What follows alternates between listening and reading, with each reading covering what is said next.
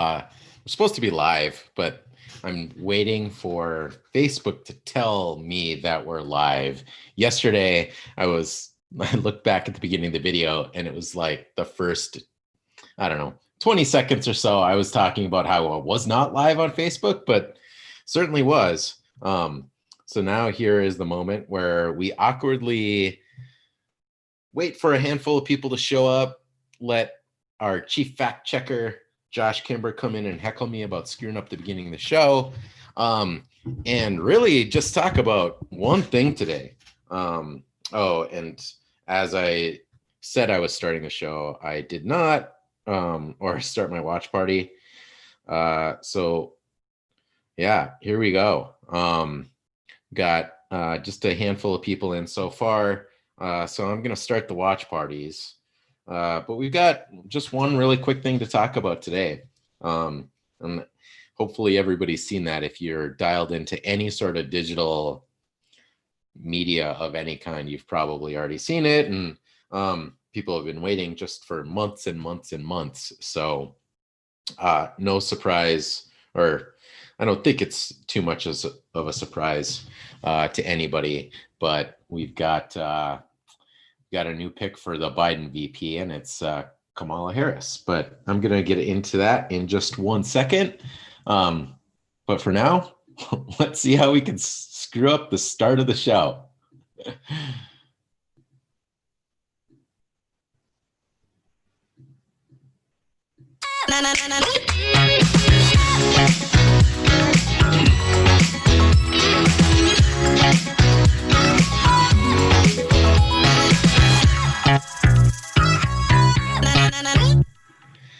Welcome to hotlou Happy Hour. I am your host, Lou Abramowski, or somewhat presidentially known as hotlou.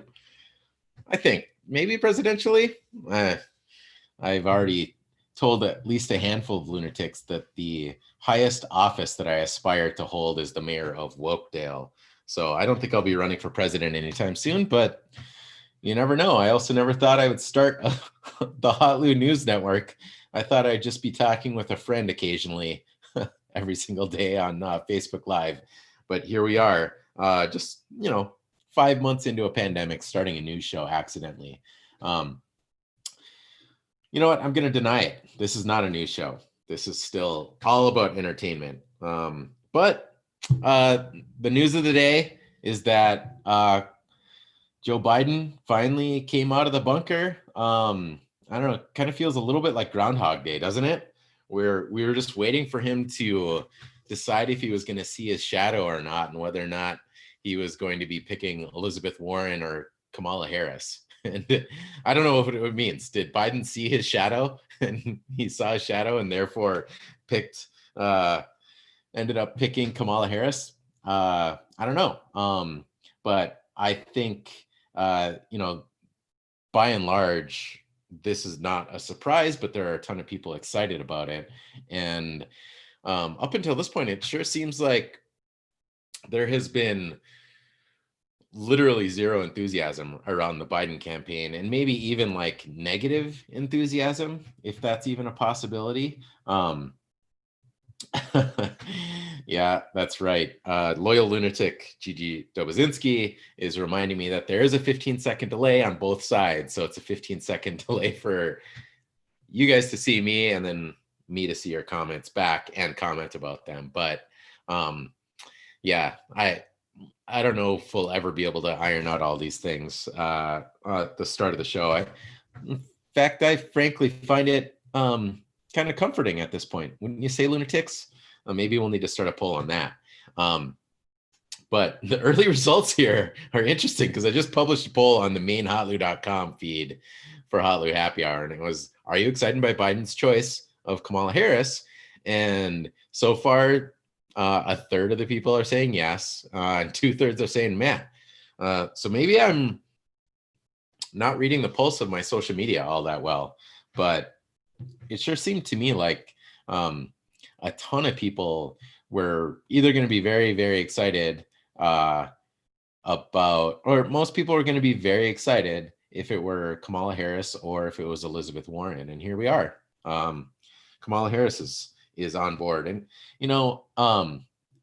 I feel so stupid and ignorant about this, but I genuinely uh, didn't even really know Kamala Harris was black. I feel really dumb.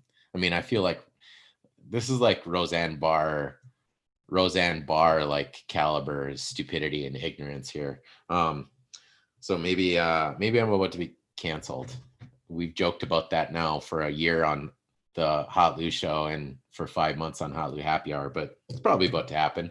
But just digging in, because I didn't know a ton about Kamala Harris, to be honest, because my co-host is very dialed into politics, but I knew she was Californian and that she had previously been an attorney general in California. I didn't realize that she was the first African American attorney general in California, and a woman elected to attorney general of California. And now I think that she is now, and I'm reading this from Wikipedia, she is the second ever chosen female vice president and nominee for a major political party. Of course, the other one being Sarah Palin. I have a feeling that Kamala Harris is going to suffer a far more friendly fate one way or the other than poor Sarah Palin did. Because I have a feeling that Kamala Harris actually reads news articles every once in a while, and some sort of journalistic periodicals. So that ought to help her just a little bit. But she's also served as senator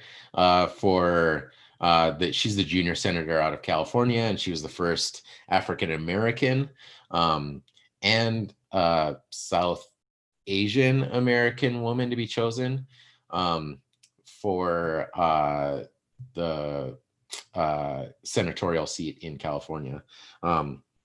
So she's definitely paved a lot of new ground for Black women in politics over the last 10 years. So I don't think it really comes as any big surprise that Biden, especially after the way things have gone, the few times that Biden has come out of his bunker the last couple of weeks here and just, one way or another put his foot in his mouth. So I have a feeling it's going to, I don't know. Like I said, the poll here at the Lunatics are pretty unenthusiastic about this election. However, my news feed right now is just absolutely blowing up with excitement. So there's clearly some selection bias that happens with that stuff, but it's pretty interesting to see her out there. Well, that's way too generic of a thing to say.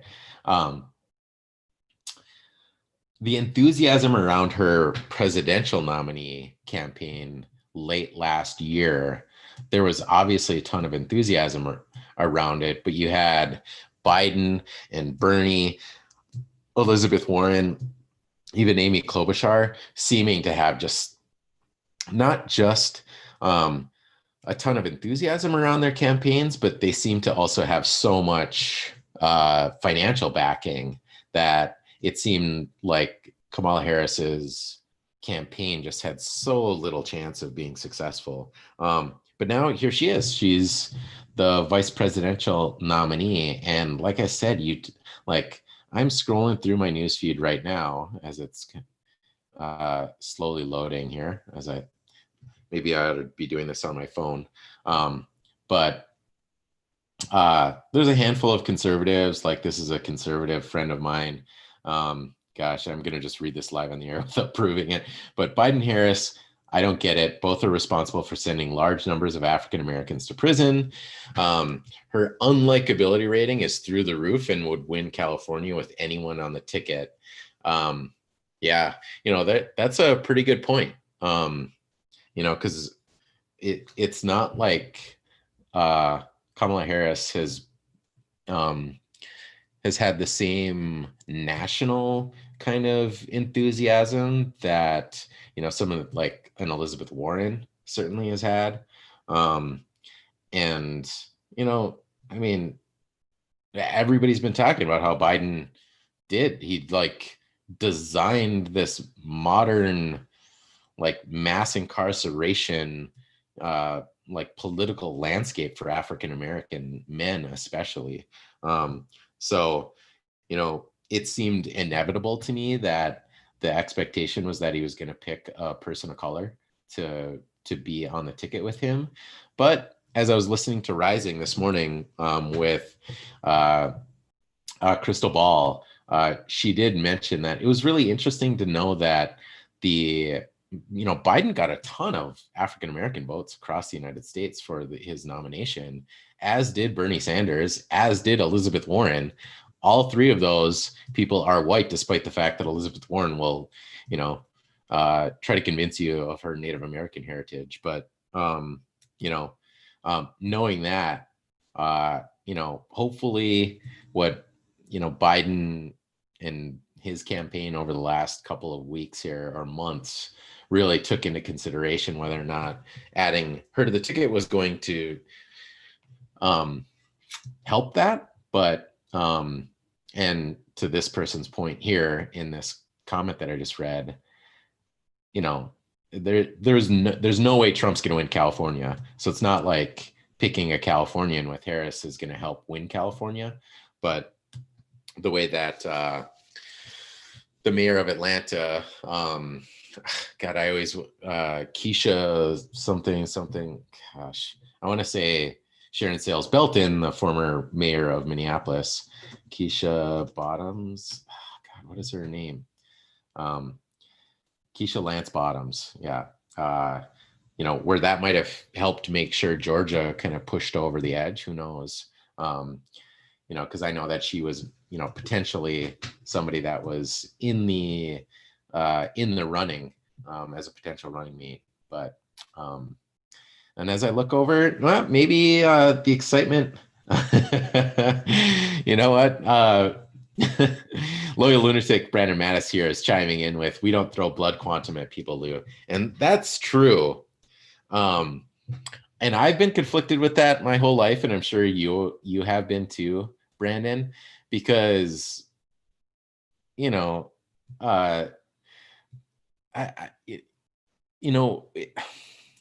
how do I put this? I think I resent, when somebody like Elizabeth Warren really like overplays their hand on, the Native American blood and the blood quantum thing. Especially with, I'm not going to get into Elizabeth Warren right now, and it was like Trump's comments about calling her Pocahontas is like so ridiculously inappropriate. But I think, my experience, like growing up on an Indian reservation, having bright blonde hair and light skin, but at the same time, looking back and seeing the times that I was at powwows and experiencing like, Native American culture in general, and growing up out there, like, I don't know. I hang on to a resentment, and it's probably really stupid for me to hang on to that resentment around like, I don't know, seeing kind of people try to overplay their Indian blood and those sort of things. So, it's not. You're right. So it's not fair to like throw blood quantum kind of all over the place because, well, for obvious reasons. But yeah, I think it's funny when people like that overplay their hand a little bit. And I need to get my thoughts together and maybe do a whole show on that because it's not fair for me to resent like I do like that. But I came back over to the screen and I saw your comment to say that what the lunatics had said earlier about the excitement around Kamala Harris, the initial results were that only a third were excited, but now it's jumped up to 60% are pretty excited, and the other 40% are still meh. There's still no no's around it, but I'm excited, and it's, if you're to believe like that Biden's health is in jeopardy, and I think we've talked about this a couple of times on the show, but with his health in jeopardy, the vice president could end up becoming president. And it'd be really fascinating to, if, fast forward a couple of years from now, and whether, Biden's health comes into more serious question, on whether or not Harris could end up becoming the first female president. So it'll be, that makes it also a very interesting choice. And it also, potentially changes the narrative when that president, if that first female president wasn't actually elected, but instead took office through, assuming the office of the president. So yeah, it's something to, like, I think I'd hope that Americans are kind of thinking about. But every time I hear like this notion that Biden's like mental health is in serious question, I think he's been kind of a weird, creepy, inappropriate dude. But the things that I've seen are just kind of like not presidential, but not like alarming. It was funny that the last public appearance that he had, where he couldn't actually say the words, like, what was it, the mental and physical fitness, and he stumbled over those words. It was pretty damning to see that. But it's also like, I think we have these incredibly high expectations of as we should, the president of the United States. But at the same time, like, people are going to fumble their words unless it's, like an extraordinary orator like Obama really was. And, we see it from like Trump every single day, where he's just like talking nonsense.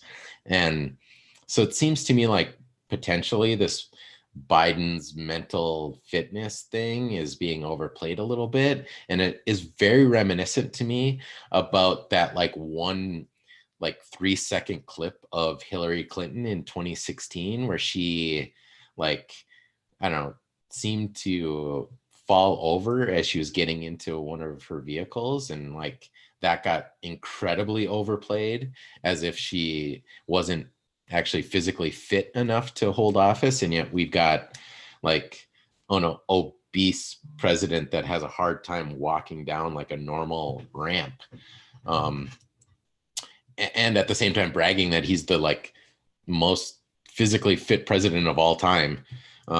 It's just complete nonsense. But and as the lunatics kind of chime in on this poll here, we're at now 71% are excited by Kamala Harris's addition to the Biden ticket. And as I'm looking through my news feed here, it's just like tons and tons. Amy Klobuchar saying, filled with joy that Senator Kamala Harris is our vice presidential nominee. This is a historic moment. I know that her leadership experience and character will help move the country forward when she and Joe Biden take back the White House. It's exciting to see Klobuchar, especially as a former attorney general, talking about that, which I think is pretty great. And it's awesome to see a bunch of people talking about, yeah, man, yeah, this is great. I'm just looking through my newsfeed and seeing nothing but positivity, which is so great to see. And oh man, I'm looking at another. I shouldn't be looking through my newsfeed while I'm doing the show here, but because I'm seeing other news. But bottom line is, I'm just seeing nothing but extraordinary positivity around this. Yeah.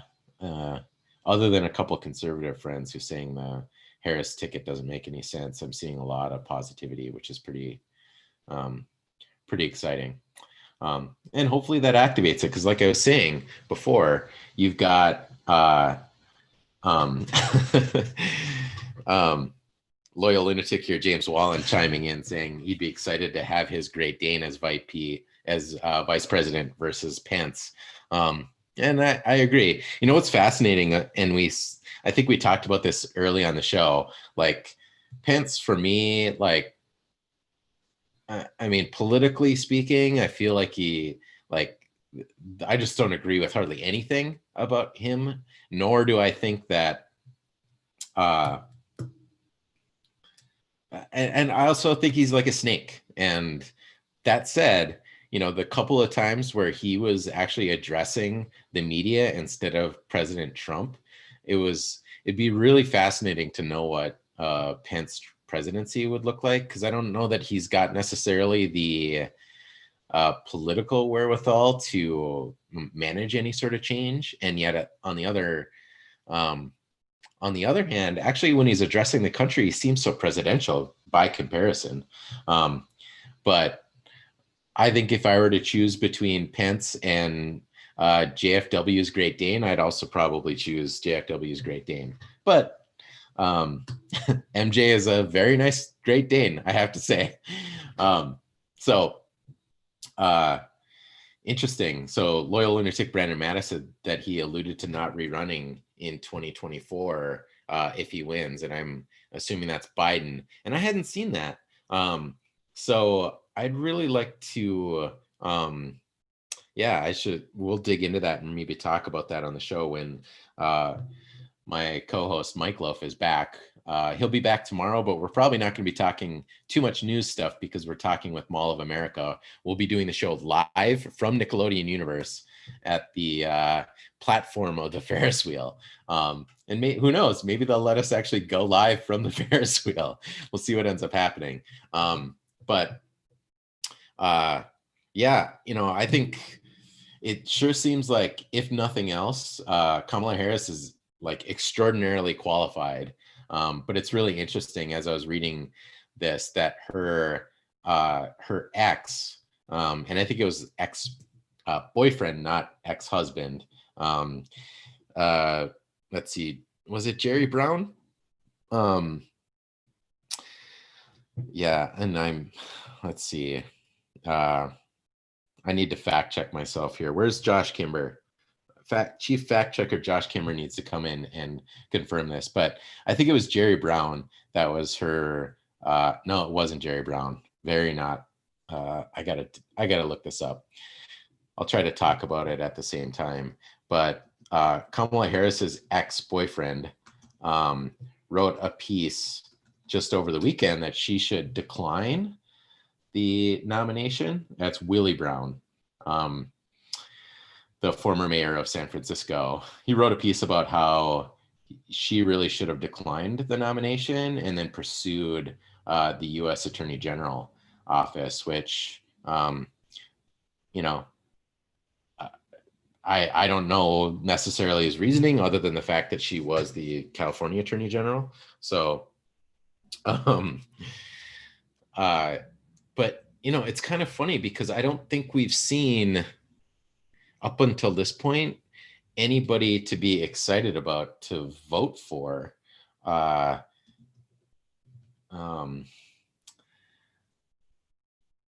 it seems like there might be some enthusiasm now building for, and maybe it's too early to tell. I mean, we're talking about like, it got announced like 75 minutes ago or something.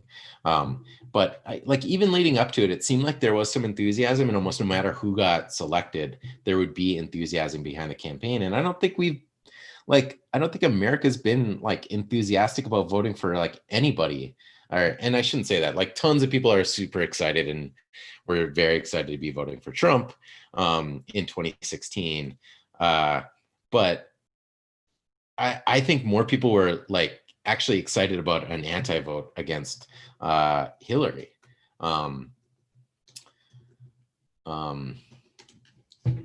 So that enthusiasm, I think might have been not for, because like nobody was excited for Tim Kaine in 2016. There were people excited for Trump, but let me see. Let me actually throw out a poll here. We'll throw the poll here that looks like 63% of the lunatics were pretty excited about Kamala Harris being selected.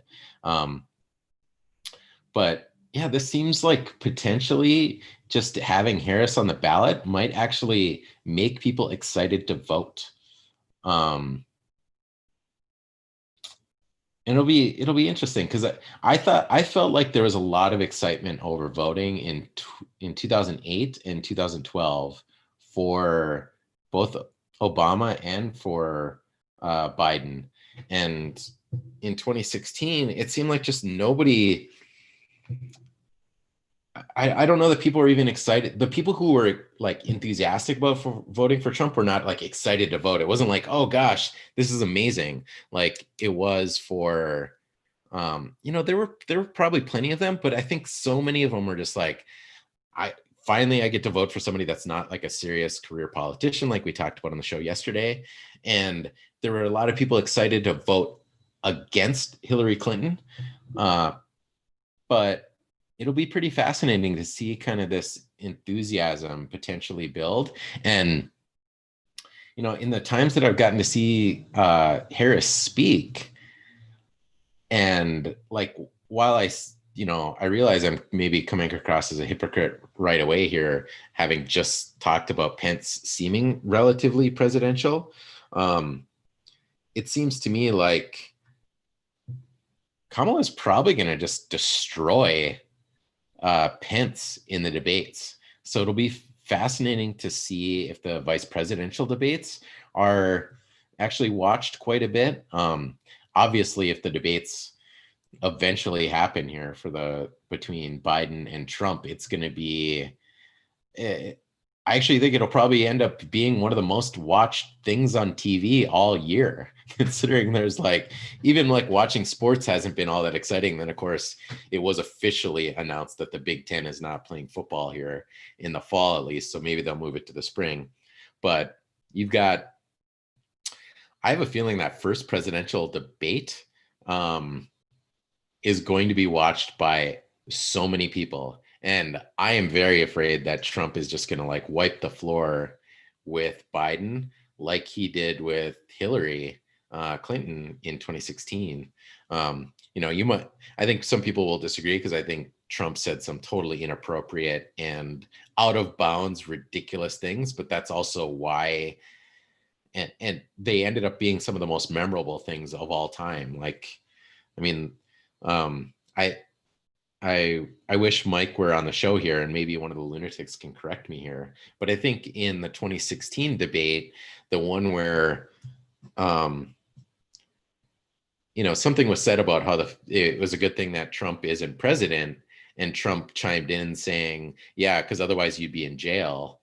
To Hillary Clinton, it was pretty fascinating to see like the laughter and uh, that stuck with Americans because I'm pretty sure that was the debate right after the very infamous tape leaked with him and Billy Bush talking about grabbing women by their genitals. Um, yeah, which I have to say I've been seeing like, this is totally an aside, but I've been seeing a ton, and I think this is going to keep coming up because I'm seeing all this like human trafficking and um, like uh, yeah, mostly like child and human trafficking posts, along with like Biden and Clinton. And every time I see that, and I feel the whataboutism, I catch myself with the whataboutism, but I don't even think this is whataboutism because I don't understand how you can have an iota of outrage over some of the Biden stuff, like him just being very creepy and inappropriate, like touching, you know, young girls and women. I think it's super inappropriate and very creepy. But we have a president who was like credibly accused by many, many women of straight up either paying them for sex. So he was himself guilty of human trafficking and or guilty of sexual assault. And there's a recording of him bragging about doing it and that women allow him to do it to them. And we see just like a ton of outrage over these like super creepy videos of Biden like brushing hair and smelling hair. And, I saw in a hilarious meme, I won't be able to pull it up here, but like the last week I saw one circulating about like Biden was getting so close to picking his female vice presidential nominee that he could smell her, which was pretty funny. But I just can't help but like, I don't understand how people can be outraged over Biden being like inappropriate and creepy versus like, and not being like red in the face, ridiculously outraged at a president who brags about sexual assault. I and there's and I'm not even finished. Like there's dozens or probably hundreds of photos of Trump with, the biggest, I don't know, can I call it the celebrity human trafficker, Jeffrey Epstein, and then wished Ghislaine Maxwell well in an interview. And then when he got challenged on it, went ahead and ended up doubling down on it. Like, and to see outrage over Biden being creepy feels like a deliberate distraction to me. It feels incredibly disingenuous, but yeah. So yeah, we need to do a whole show on, I need to do like some serious digging in this, because like I keep seeing this stuff over and over, and I like hinted at it like 2 or 3 weeks ago now, that this human trafficking story, and like that definitely belongs in these like outrage conversations, but for some reason it feels like this like low-hanging fruit to cause some sort of distraction away from like what's happening with the US Postal Service, what's happening with the election, what's trying to spin this narrative around Biden, being a super creeper. And there's, I think it's very credible that he's like creepy and inappropriate. But it's fascinating to see that the other larger narratives certainly seems to, get lost in this whole thing. So I'm with you, loyal listener Katie Bourne. I'm going to be very excited about the vice presidential debates, and I'm nervous about the presidential debates. But I don't know, like we could end up seeing what ends up looking like the really bad fourth sequel that like went straight to cable for Weekend at Bernie's between Biden and Trump. Who knows what's going to happen? I mean, that could end up being basically like, some sort of thing that looks like the Onion parody, or like a episode of Crank Yankers, for all we know. Who knows? Yeah, loyal lunatic Brandon Mattis asking the question: misinformation campaigns. I don't even know that it's a misinformation campaign that I keep talking about. I think it's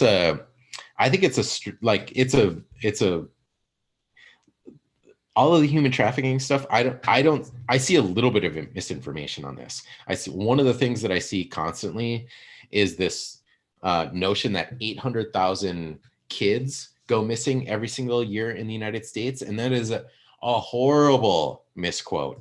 I wish I had all the data, and maybe we'll do a whole show on this. But like, it turns out that number that some people have seen, it comes from I forget the name of the organization, but it's like the Center for Missing and Exploited Children or something like that.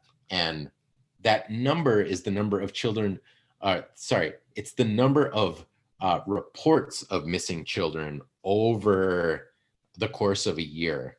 But what people don't really understand is that doesn't actually represent missing or exploited children, that 800,000. What that represents is the number of reports.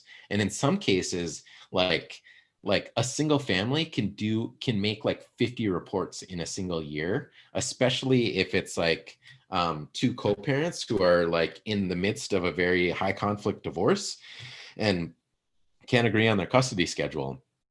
So like, it's something ridiculous, like 400,000 of those reports are just like custody schedule disagreements. And like 250,000 of them are like the kid didn't come home on time for their curfew. And when it's all said and done, it's something insane. Like, and I'm going to have to pull the numbers here and share them sometime, but it's something like 27, like, what I think the American people would quantify as like an abduction. And not to say that that is 100% outrageous, but 27 is like very different from 800,000. And that 800,000 number just doesn't even pass the sniff test. Like when people share that, when I keep seeing people share that number, I'm like, that's it. That amounts to, if you divide 800,000 by 50, you're talking about like 10, like 15,000 disappearances a year per state. And that ends up being like 5 missing children per day, per state, every single day, all year. And if that many children were disappearing for real, like, yes, like that would be massive panic. And everybody would know somebody disappearing, like, or somebody whose child has disappeared. Like everybody would know somebody who either they know them directly or they know somebody who knows somebody, like every couple of months or a couple of weeks. But this large distracting story, as loyal lunatic Brandon Mattis is commenting here, it's common for these like very large and very emotionally driven headlines to distract from the bigger story. And it seems like this seems to be setting up this narrative that Biden is associated with Clinton enough that he's probably a child, human trafficker himself, or that it's enough to distract from these other crazy things that are happening, particularly with like the US Postal Service. And then we got to do a whole episode on we got to do a whole episode on the US Postal Service, but loyal lunatic Adil just chimed in here that he was really thinking that Biden's running mate might be Melania Trump. Now that would be a bold selection. I wonder how the always Trumpers would respond to that whole thing. But it's pretty interesting. I followed up with a poll here for you lunatics here after asking, are you excited by Biden's choice of Kamala Harris? 63% of you said yes. And now I asked, does Biden's pick influence your vote? And the 4 options were yes, voting Biden, yes, voting Trump, or no, voting Biden, no, voting Trump. And 100% of the vote came in no, voting Biden. So at least among the lunatics, where I'm sure there's no selection bias at all, 100% of you were uninfluenced by the selection of his vice president. And that doesn't come as a surprise. And I think you can be both excited and uninfluenced by it. But hopefully enough Americans are influenced to get this just like terrible president out of office. Well, which I don't think I really need to explain. I think, as I talked about yesterday, I think the number of people supporting Trump is getting smaller by the day, and he just keeps fumbling one way or the other, screwing things up. But we're about a month away from Democratic National Convention. Is that what it is? Or there's a rally next week, and they just announced the full speaker list, and Bill Clinton will be speaking, AOC will be speaking, Amy Klobuchar, I think Elizabeth Warren. It's a really good list, so it's going to be pretty interesting. But obviously everybody's going to be very excited to see Biden speak, because he's more or less been in his bunker, and every time he comes out seems to put his foot in his mouth. So we'll get to, we're going to see a very interesting we're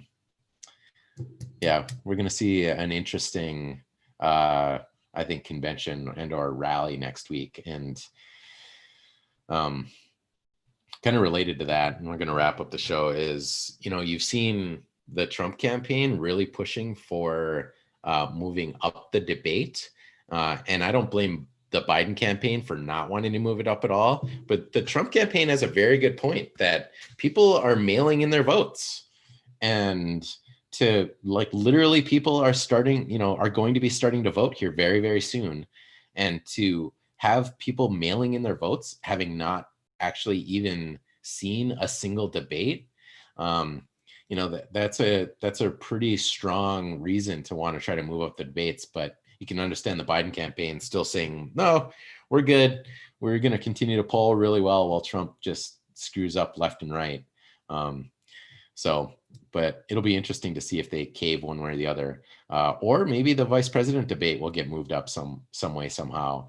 And, like loyal lunatic Katie Bourne here said, I'd be very excited to see that. So, okay, with that, we're going to wrap up the show. Again, it was going to be another like 15-minute show, and we're 41 minutes in. But I want to remind everybody, go over to YouTube, hit that subscribe button, or, go look at past episodes if you want to check those things out, especially with some of the interviews.